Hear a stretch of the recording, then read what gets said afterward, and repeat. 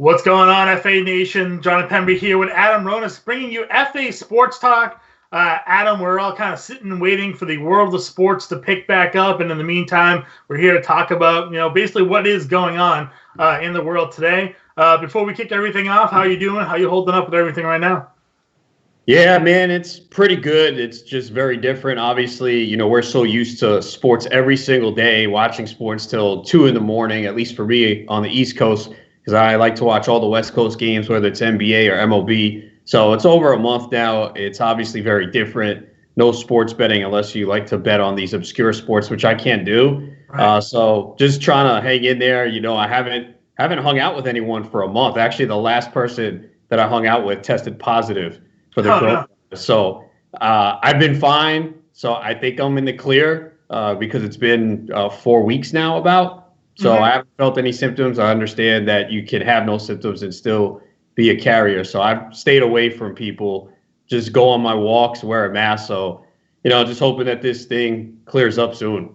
Yeah, and I definitely hear you that. Myself personally, I was out on a cruise when all this kicked off. So That's right. Back. We were all sitting there like, what is John doing? Yeah. I was out on a cruise. So I came back in mid-March and have basically been in isolation since then. Again, fortunately, myself and everybody I was out with, no problems there. Everybody's in good health. But like you said, it's been a huge change. I was talking to Howard the other day about this. Right now we should be, NBA playoffs, NHL playoffs. The MLB season's kicking off, and we're supposed to be paying attention to the upcoming NFL draft. And really, the NFL draft is the thing that's sort of, the feature right now because there are no sports going on.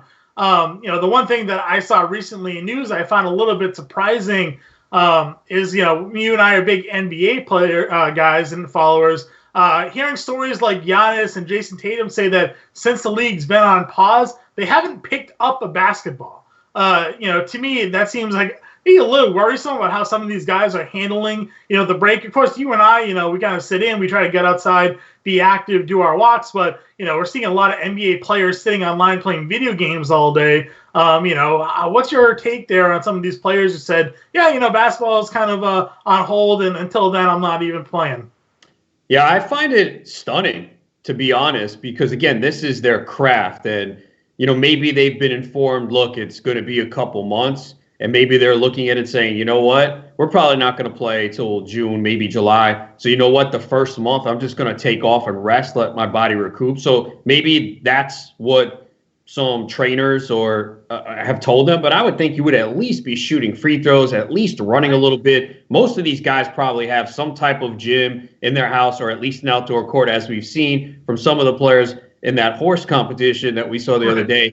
So I would think you would be at least doing something, because I can't imagine nowadays that throughout the course of 1 year, I can't imagine they take off 1 month completely. Maybe right when the season ends, especially if you play in the NBA Finals, maybe you get there in June. But especially nowadays with the training methods and the bodies that these guys have, I'm surprised by that. I mean, does it really take much energy to just kind of shoot 100 free throws? Especially Giannis, man. I mean, You're not a great free throw shooter to begin with. And you're going to have to hit some big free throws in the playoffs, and you're hoping to win a championship. So I am surprised by that. Yeah, I kind of agree with you 100% here. It seems difficult for me to think, as an NBA player, like you said, this is your craft, this is your livelihood. You would think, like, they would at least have a ball to dribble around. Like Jason Tatum went on the other day and said, like, he hasn't picked up a basketball. Now, I'm sure there's, he's saying that a little bit in jest, but I mean, like, I can't picture, Michael Jordan, Kobe Bryant, something like that, like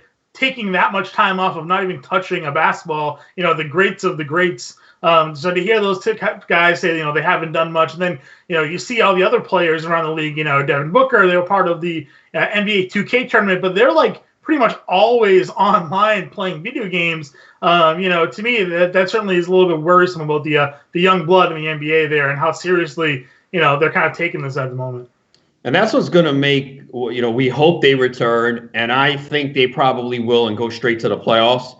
I don't know if they finished the regular season. Again, we have so many things that we don't know. I love people sitting here every day speculating stuff. I don't. It's a waste of time. We don't know. There's more news that comes out every day. These stay-at-home orders get pushed back, so we just don't know. We all hope that everything returns in time. But that's what's going to make it very interesting, because we have no idea what some players are doing at home. There could be guys that come back just not in good condition, and it's going to make the playoffs very interesting. You know, we always sit there in the NBA and, oh, well, it's pretty clear that this team's going to go from this conference. We don't really get too many upsets when it comes to the NBA Finals because, you know, superstar players impact the team so much.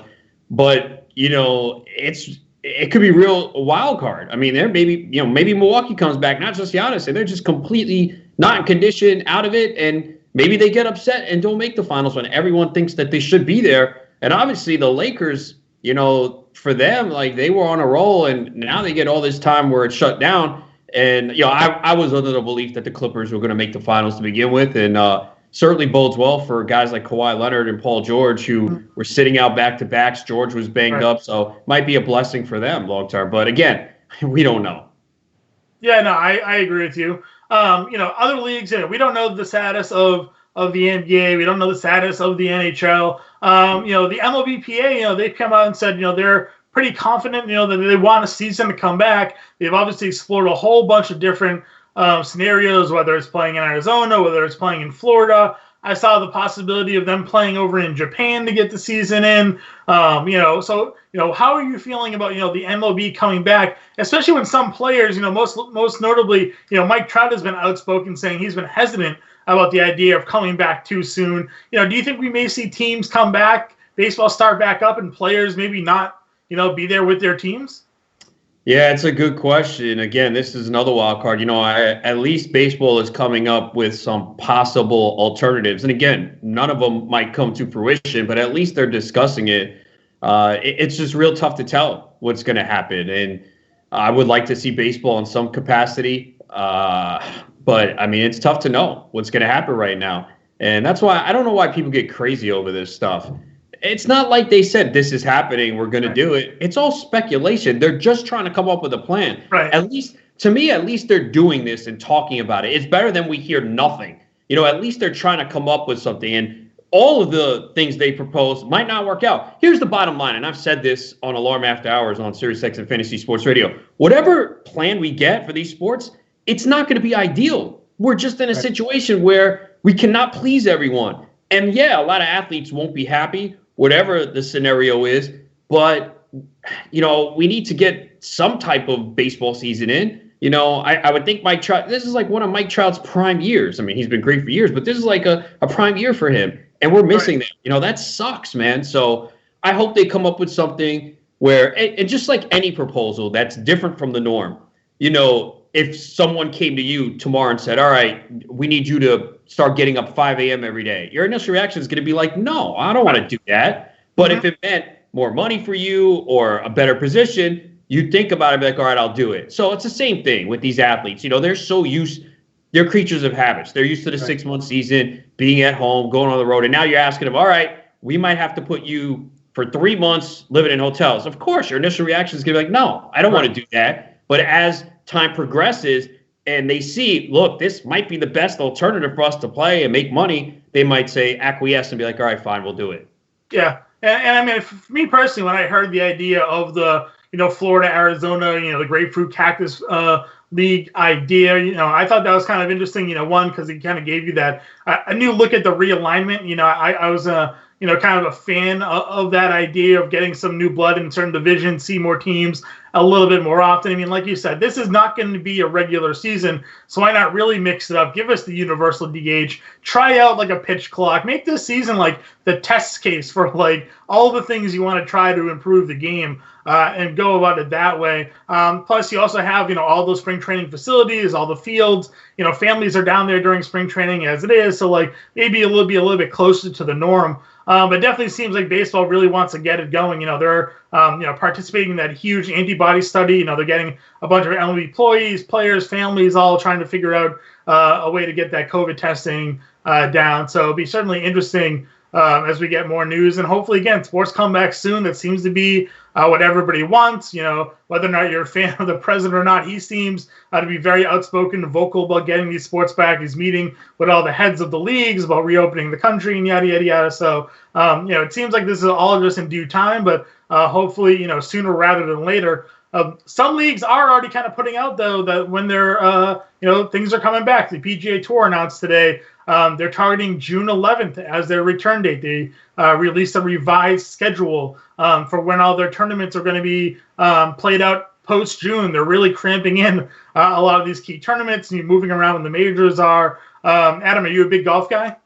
I am not. I really don't watch a lot of golf. Usually, if maybe obviously with Tiger Woods, if I'm on Twitter and it's Sunday and it's a big finish like the Masters last year, I'll tune in, but I don't watch it regularly. It has to be like a big story or everyone's talking about it. I cannot sit there and watch golf 4 days straight. I don't know if I'll ever change. I know as people get older, they like to golf. It's never been something that I like. I went to Topgolf one time and I embarrassed myself. It was so pathetic. For real, I'm so glad there was no video. I'm pretty confident in stuff I do, and I was just deflated. And one of the guys I was with, he's like, "Oh, don't worry about it, man. You're doing fine." I'm like, "Dude, come on, man. It's horrible." I understand you're trying to help someone's confidence along the way, but it was embarrassing. So mini golf I like mini golf. I know that's not the same. But yeah, I just never got into golf. I'm still a big softball player. Sure. And, I'm so invested in basketball, baseball, and football. And that's kind of, when you combine all three, it's kind of year round. So on those Sundays, there's always something going on. I'd rather watch an NBA regular season game than golf. I'd rather watch an MLB regular season game than golf. And obviously, I'm going to watch the NFL. So there's really no time where none of those sports are going and I can go, oh, yeah, I can watch golf. Unless I'm mistaken, right? I mean, there's always one of those sports on. Yep, pretty much there's always other sports on. And golf is certainly sort of that niche sport to pay attention to.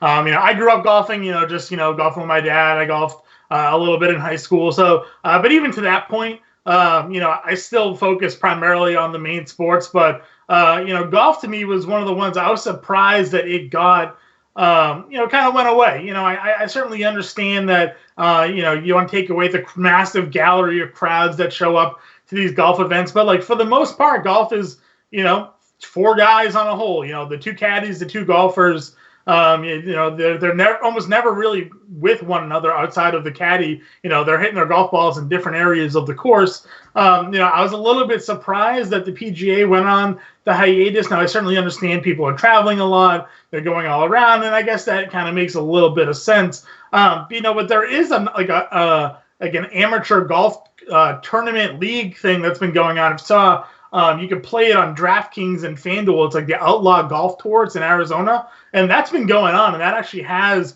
some former PGA players who lost their PGA cards. It's sort of like a step-up league. You play your way through to get back onto the PGA, and that's been going on, again, with just no fans playing. So to me, I think it makes sense that PGA sort of already got a plan in place because they definitely don't need fans there, and golf itself, can certainly socially distance the way you're playing. So we already have a timeline for PGA. And then Dana White in the UFC, he was gung-ho to have his pay-per-view, I think it was last weekend, over in that tribal reservation in California.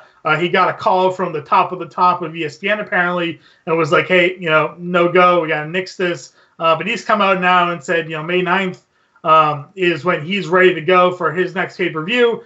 Didn't give us a location. Don't know where that's going to be. But, he was talking about buying an island. So maybe we're going to get a fight island for the UFC in May 9th.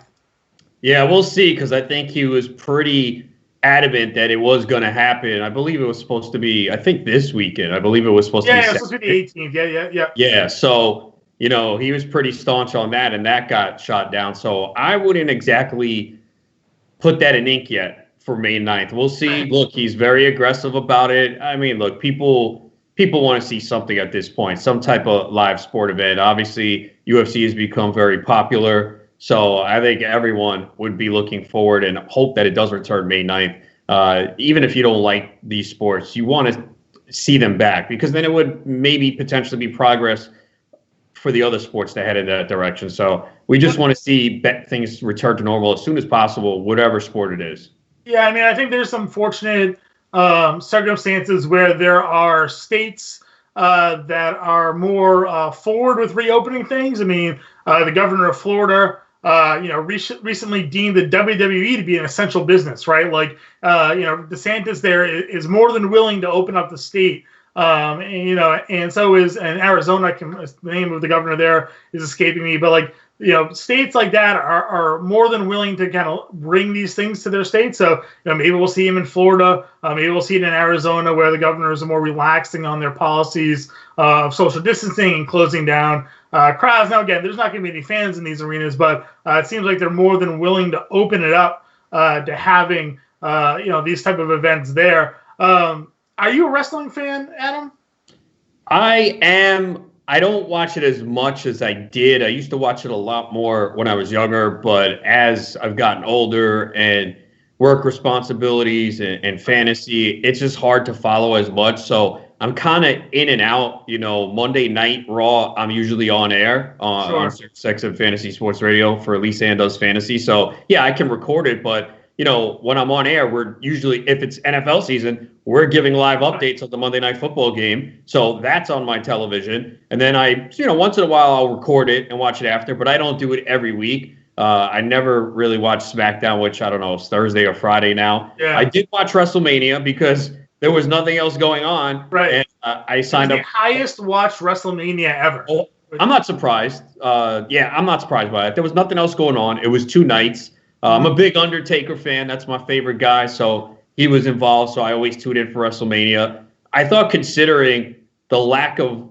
a crowd, because it's very weird. It's so strange. Right? It's just because, especially a lot of sporting events, but WWE, you're playing to the crowd, whether you're heel or face. Right. So just not having that there. All the promos, yeah, exactly. It was very odd, which is why I think the better matches were the ones like the Edge Orton, where they were through the arena, the Undertaker, AJ Styles outside. Right.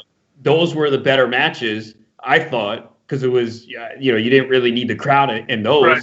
Cinematic matches. Yeah, the Cena and the Fiend. So I thought it was pretty good. It was entertaining. But yeah, I don't watch it regularly anymore. I follow it from afar, so I'm not up on everything. Yeah. But I think I know enough now from the last couple weeks to at least, have an idea about it. I've been to 2 events live in my life. The last one I went to was the WWE NXT when they had SummerSlam here in New York, and that was a really fun event. And a lot of guys are in WWE now.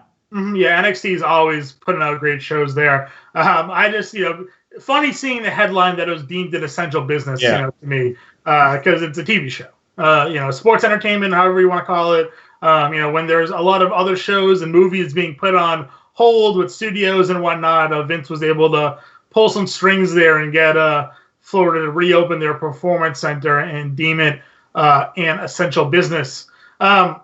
Other news happening in Florida, we'll kick it off to some real sports that are happening. We know that we have the NFL draft that's coming up, but recent new rumors going around of O.J. Howard potentially being traded from Tampa Bay. Now, I got 2 questions for you. One, do you think there's a potential for Rob Gronkowski to be dealt? Obviously he retired. The Patriots still own his rights, but it seems kind of interesting that Tom Brady goes to Tampa. Now they're looking to trade that tight end. Maybe there's going to be some kind of working there. And if Howard does get traded, where do you find maybe his most likely landing spot to be? Yeah, Howard is someone who I feel is really talented. And last year, I was high on him. I only drafted him in 1 league, though. I typically don't take tight ends early. It was actually the FSGA league, and it was the 5th round. And I already had Saquon Barkley and 3 wide receivers. So I'm not taking a quarterback in round 5. I didn't like the RB2s that were there, and I didn't want to take another receiver and lock up my flex through 5 rounds. So I said, you know what? I'm going to take O.J. Howard. And this is something I always bring up. People always complain, when some of their early picks bust, oh, my season's done. This was a 14-team league. I took Barkley at 2, and he didn't have a great year. Fortunately, I made the playoffs, and he had 2 big weeks, week 15, week 16, and Howard was non-existent. I wound up dropping him, and I still won the league, and that's a 14-team league. So It's really about the middle to your late rounds. You can get by with a bust in the early rounds. Another league, I don't know if you were part of the Raz Bowl last year, but David Johnson was my 1st round pick. I finished top 5 overall. So it's not about your first. Yeah, I mean, does it hurt if your 1st round pick or early pick bust? Yeah, but it's really the middle to late rounds in the waiver wire, and I thought the waiver wire sucked last year. But O.J. Howard going into last year, when you compared like his targets per attempt, his yards per run per route, everything was comparable to Rob Gronkowski. Like the talent was there for OJ Howard. And the people who said, well, Bruce Arians never used a tight end, like they're pounding their chest, think they won the argument. And I don't know if that's true because Arians had Heath Miller in Pittsburgh and he had a big year. But it just seemed like Arians didn't like him or it just didn't fit. You know, yeah, it just didn't fit. I think that was what it was. Godwin just exploded. And Winston, was just targeting the two receivers all season. Like, and the whole industry basically was high on Howard. Everybody had him in their rankings, potentially, top 3. I only had him in one league. I kind of was, fortunate, shout out Andrew Cooper, with all his tight end articles. He had me on a lot of Andrews at tight end. I was taking him late in drafts as flyers, and obviously that paid off huge for me there. But, it's just interesting now you hear that he's potentially on his way out. A couple of years removed from having strong seasons at the tight end spot, and now you don't really know where they're going to go in that direction. If they do deal Howard, obviously you give a big bump to Cameron Brate. If they don't again go and acquire a guy like a Gronkowski, or there's not much tight end talent in the draft to make an impact on the offensive side right now. We're not not like years past where there's typically these top tight ends. So if Howard's gone, where does Brate bump up for you in sort of the tight end rankings? Yeah, I mean, he moved on. I have to look at it. I don't think he's a tight end 1. I think there's some pretty good talent at the tight end position. He'd probably be borderline. People will say, oh, Brady loves the tight end. Well, Brady didn't have a tight end last year and didn't throw to anyone. So it's still going to be a lot of Godwin and Evans, I think, in this offense. I mean, Godwin obviously had a big year last year. He's going to be probably in the slot, and Brady is going to throw to him a ton. So still like him a lot. But, yeah, it would bump up Brate because he had less competition for targets with OJ Howard. And, sometimes it happens, the coach doesn't like you. You don't like the coach. Because like Howard, I think, had like a critical fumble early in the year. And it seemed like he could never recover. He could never get out of the doghouse. And I'm sure that weighed on him. And mentally, maybe he wasn't there. It was just a combination that doesn't work. And we've all been through it in life. Like you're at a place where you work and you don't like the boss. The boss doesn't like you. You know it. And it kind of affects your work. You just go into work, you say like, oh, I just don't want to be here. I need to move on. And I'm sure that was the happened to Howard. And people can say, well, you're a professional athlete. Suck it up. You get paid a lot. Still a human being, man. You still have these emotions. Right. And, a lot of times we hear it after the year. Oh, this guy was going through a divorce. He had issues off the field. He was playing hurt all year. It sucks for fantasy because we find out after the fact. We'd love that information before, but unfortunately we're not privy to that. But I'm sure that was it. It just seems like it's a marriage that is not meant to be. And I could see Howard going on another team. Like, I say this about Amari Cooper. Like, Amari Cooper, I was never someone that drafted Cooper when he was with the Raiders because he was so inconsistent. He would get shut down by top cornerbacks. And I could tell. When he went to Dallas, he wanted to be there. I mean, he liked it there. He felt it was home. And you could see it. Like, he was excited to play again. And even you heard in the offseason, the Redskins offered him more money than Dallas, and he didn't take it because he liked being in Dallas. And obviously, Cooper was in the news recently with Rex Ryan calling him a turd. Yeah, he was overpaid, definitely. I mean, they paid too much for him. But I think it's kind of like people are pointing out, well, Cooper's the same Cooper he was. Look at his stats in Dallas last year. Go back and look. Cooper got hurt like around week 9 or 10. He really had one bad game in those first 10 weeks. He played hurt the rest of the way. I watched the Cowboys every game. He clearly was not 100%. Right. Now, you can say, well, he should have sat, or, well, you shouldn't have been out there. I mean, there's always – you can't win. Because if you sit, oh, this guy's not tough, he can't play through it. And then if you play through it and your numbers suck, oh, well, you should have sat, you're hurting the team. He had the game, I think, against New England where I think he had no receptions that game. Yeah, 0 catches, 2 targets, especially looking at it right now. He wasn't 100%. He went against Gilmore, one of the top. And it rained that game, too. It was a Sunday night or a Monday night game. It was shit weather. Yeah, it was terrible weather. I think it was a Sunday afternoon game, like 4:25. That was nasty. Probably something like that. Yeah. Yeah, and I don't think he was 100%. So this year we'll really find out because I think people are very split on Cooper. People think he's overvalued as a wide receiver 1. Others feel like this guy is really good and the injuries were influencing him last year. But there is a human element to this. And I just think when Cooper, and you could go back, I mean, Cooper's second half when he came to Dallas, his numbers were pretty consistent. Yeah.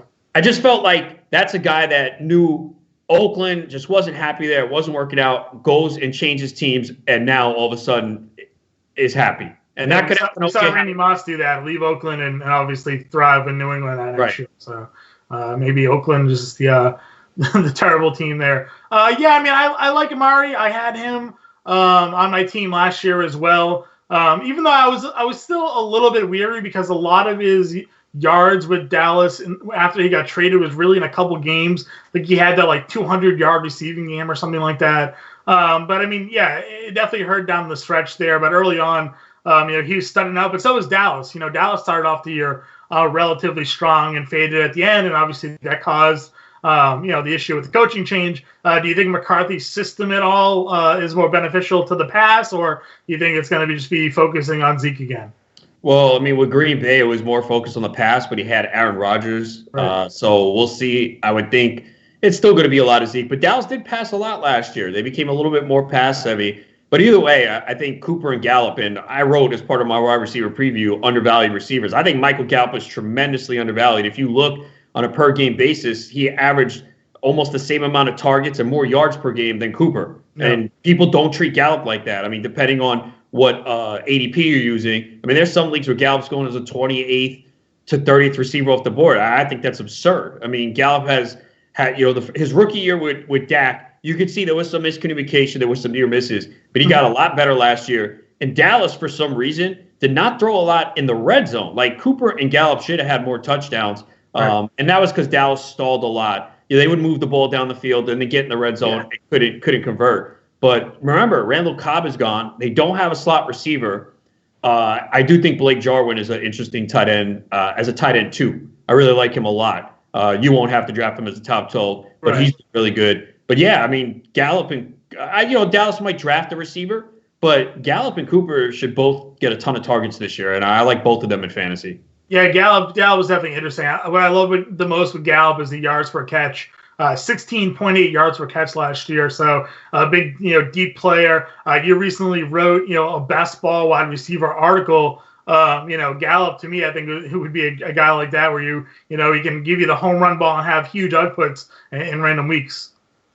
Yeah, I was trying to go like outside the top 25, 30, and I had already written about Gallup as an undervalued player. So, but yeah, I mean, Gallup, look, it's easy to say almost everyone's upgraded in basketball, but I was kind of looking at like Deshaun Jackson's the epitome of like basketball, right? Because you can't figure out when to start him. Like the matchup on paper, oh yeah, this should be a matchup where Jackson goes off, and then he doesn't. Then you sit him the next week when he has a tougher matchup, and that's the week he has 5 for 135 and 2 touchdowns. Right.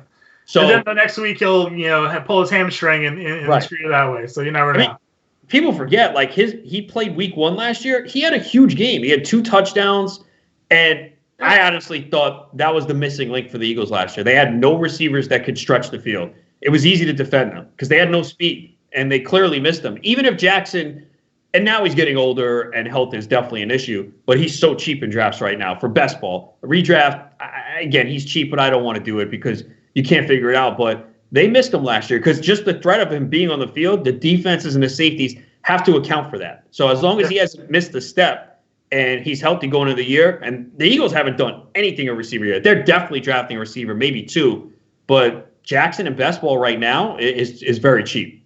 Yeah, I agree with you. And it's football is really, kind of coming up quick here. And it's funny to say that, like, we're in April. The season doesn't start till September, but we got the NFL draft coming up, obviously giving us stuff to prepare for. And with sort of the sports standstill, it seems like we're always looking for the next thing. And with the NFL offseason progressing, it seems like we're putting a lot more, at least I am now, like I've already done all the baseball research I could possibly do, so now I'm just really digging in to football probably earlier than I've ever done before. So like you said, started getting into some of those best balls, started preparing for drafts and whatnot. It's kind of interesting sort of how we're all handling, this kind of delay in sports right now. Yeah, I usually start my best ball drafts for NFL probably end of May, early June, but it's going to start now. Potentially this week. I might start one up this week, even before the draft. but definitely after the draft. And that's the thing, we're going to hopefully, I think at one point we're just going to get slammed because we're going to have the NBA playoffs, MLB, and, football about to start up. And it's going to be something we're not used to. But I will tell you this, and I know you will say the same thing, we will absolutely sign up for it compared to what we're going through over the last month. Oh, yeah. Can never have enough sports. So taking it away from me is really, put into perspective. One that I really need another hobby, maybe, because I'm sitting here thinking, See, that's the thing. And, people have kind of said that about me over the years, like, oh, do you do anything else? Well, look, to be good in fantasy and to give out advice and help people with, you have to watch these games, man. You can tell when someone's not watching. And, we're there to help the person who has a job that consumes a lot of time, that has a family to raise, and they can't watch every game. They want to, but they can't. But that's what we're here for. And, when you do basketball, football, and baseball, remember, there's some people in this business that only do football. There's some people that only do baseball. There's not a lot of people that do basketball, too. So to do all three, it takes a lot of time. So I have caught up, though. I've been watching. Like, I never even had a subscription to Netflix. I would always get it from my girlfriend at the time. Sure. So, they would put me on their account. We break up. They get rid of me. So I didn't have Netflix the last few months because I've been single. Yeah. So I just got it because I'm like, all right, there's no games for me to watch tonight. So I've been watching a ton of Netflix. But once sports comes back, I'm getting rid of it because I'm not going to be able to have time to watch it. Right. You can reinvest that $14 into, the MLB TV package or something like that. And, sports betting. NBA. Sports betting, right. Even better. That was my wheelhouse, man. That's what I missed. The NBA. You were on such a run in the NBA before they shut it down, man. It was impressive. Yeah, man, I miss it. So, at least I hope that we at least get I've been thinking the longer this goes, they're just going to go right to the playoffs. And I'm fine with it because think about it. Outside of seeding, does it really matter for the NBA? I mean, I doubt anyone's catching Orlando or the Nets in the East.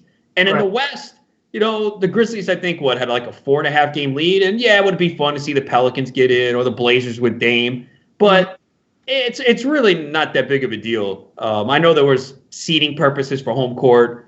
But, at this point, if we can get the regular playoffs, I'm fine going straight to the playoffs. Yeah, it'll be interesting to see how they do it. I mean, I've seen things about the NHL where they considered expanding the playoffs just for the season because there are so many teams that are, a couple points within making a playoff spot where they still had a handful of games left where teams could have come in, could have come out. So instead of doing, the 16-team playoff, they were thinking about expanding it. The NBA could consider do it the same thing, sort of build it out to, an NCAA tournament style thing. NBA doesn't need to do it. I really don't think they do. I mean, who are the teams that we're adding in the Eastern Conference? I mean, come on. Right. I mean, teams that are below 500 that don't deserve to be there, right?